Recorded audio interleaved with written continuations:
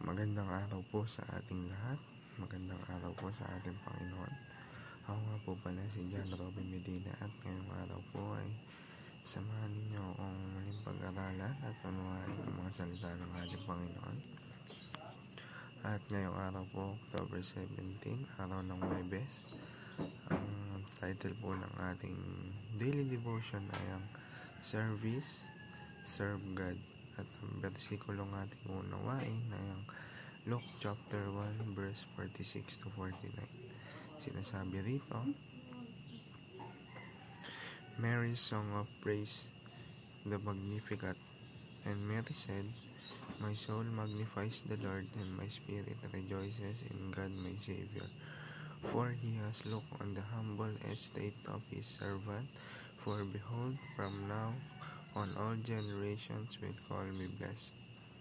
For he who is mighty has done great things for me, and holy is his name.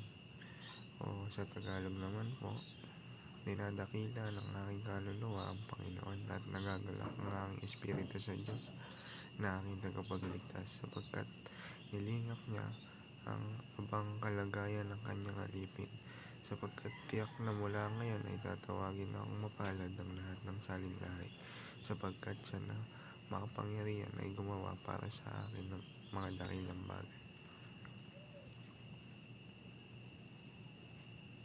At para naman po sa ating katuruan ngayong araw, unang-una, serving God is our source of joy. Kumbaga, yung paglilingkod sa Panginoon, doon natin mararamdaman, doon tayo mapupuspos ng mayamang biyaya ng Panginoon. Kumbaga, kapag material na bagay kasi yung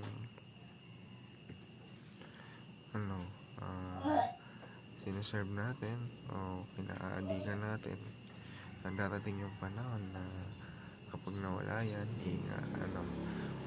madidepress tayo, malulungkot tayo. Pero kapag Diyos ang pinaglingkuran natin habang buhay yan, panghabang buhay na kasiyahan ng kanyang ibibigay. Sa ikalawa naman po, serving God is our greatest opportunity. At panguli naman po, serving God is our great purpose. Is our main purpose. Kumbaga, yun nga yung purpose natin dito sa mundo. Kung bakit tayo nag-aaral, kung bakit tayo nagde-devotion, is para makapaglingkod sa ating Panginoon.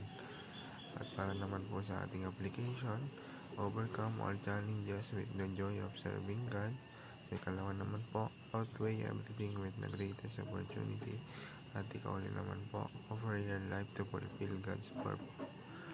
Na may apply po natin ito sa ating buhay, dahil ito yung mga bagay na kinalulugdan ng ating Panginoon. Yun lamang po. Maraming salamat po sa inyong pakikinig.